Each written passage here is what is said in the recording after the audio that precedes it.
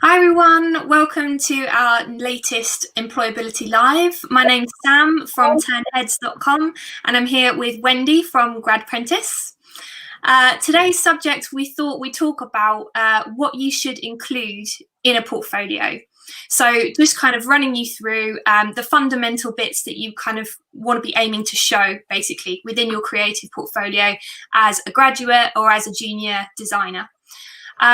So the first point I kind of wanted to bring to you was that a portfolio is not just a checklist of your skills and what you can do. So you want it to be a representation of the way that you think, the way that you approach design, and the way that you express your own creativity. So something to remember is that it should be kind of a representation of you. So people hire people, they don't hire the portfolio, if that makes sense. So you kind of want to try and just express the things that you love through your portfolio and the projects that you include in that. So you really want to obviously include your best pieces of work. If you have any doubts over them and you're not quite proud of them in one way, shape or form, don't include them. So you only want to include your best pieces of work. You also want to show a really strong attention to detail as well, and any kind of, real crafting kind of skills that you have, whether that's through typography or visualization, sound production, anything like that, I think is a really, really good skill to show. And again, it just shows that you care about it, and you've spent that extra time really working on, the finer details, because they will get noticed. The next thing as well is you really want to be able to kind of explain why you've done what you've done. Speaking to students, a lot of the time, I think there is that kind of that twist that you maybe start becoming aware of, I guess, maybe when you're in your sort of third year or after you graduate, where you kind of shift from just creating a project that you want to do and you want to include it in your portfolio to actually answering a brief from a client. Because I think then it kind of makes you justify everything you do. You're problem solving and you are meeting that criteria that you've been set to do, and then you're doing that in your own way, but you still have to fundamentally answer the brief every single time. So I think that's a really, really important thing to show. And when you describe the brief, you want to describe like exactly what you were asked to do. What was the problem that you were trying to solve? And I think that really kind of elevates a project quite a bit, and it shows that kind of professional industry take on what you're including as a project in your portfolio.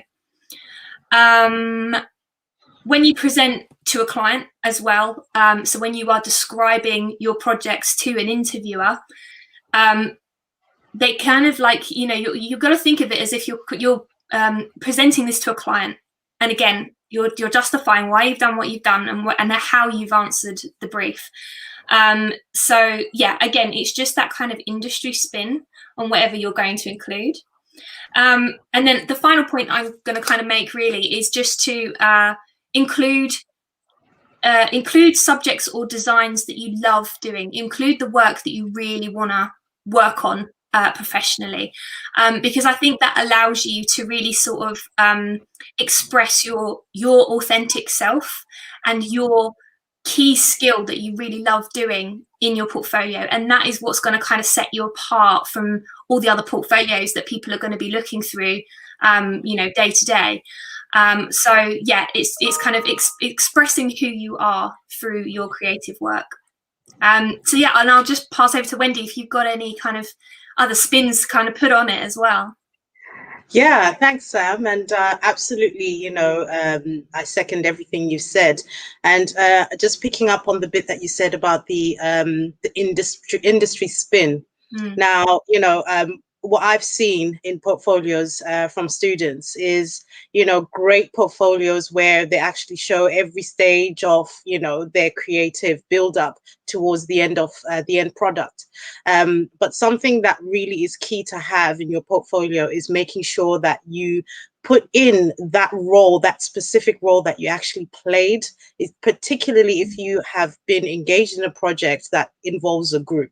It's okay to describe the project and how you all worked in it, but if you remember, this is your portfolio, and the industry spin here is using the kind of words that will be used in industry. So if you played a role as the creative designer, say, I was the creative designer in this project, so that it's identifiable what part you played, rather than you just mingling in part of the team, and then it becomes very unclear for the person who's going through your portfolio to actually work out exactly who you are in that project and what value did you bring.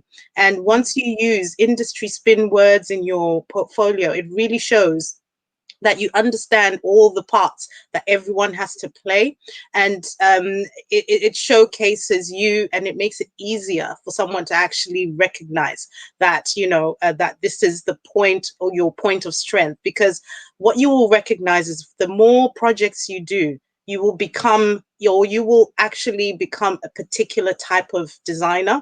So there's some who are very good at problem solving, so they may be technically skilled. And every time, if you look at the roles, if you describe every project and actually identify your role in it, you'll probably start to see a pattern developing. And at the end of probably 3-4 projects, you will know your best skill set. And when you're face to face with the client, when you're face to face with a recruiter, hiring manager, you're so confident of what your strengths are and who you are as a designer.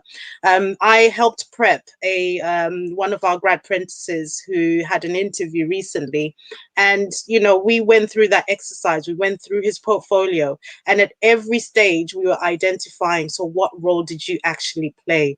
Who were you in this role, and who were you? And a very clear pattern came out of it, that he's a logical problem solver, and in the team, he is your technical man. He will deal with the technical aspects. He will solve any problem you want.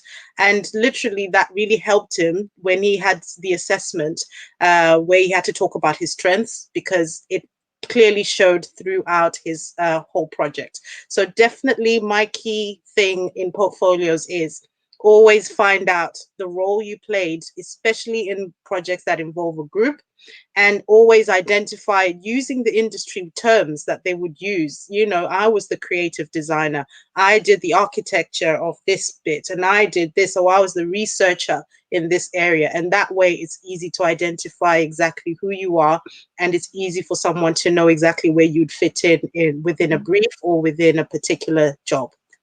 Yeah. And I think that's a really good point, actually, because, you know, obviously not everybody's going to know exactly what area they want to go into, and maybe they have a few different passions that they kind of want to grow, and that's absolutely fine, especially if you're a graduate or a current student. I think again, it's just showing that you have that passion in those areas is great, and I think that's good enough. So don't panic if you don't know exactly like the one area that you want to go into. You know, you can include multiple different skills, and your passion is going to come through when you're talking about your project.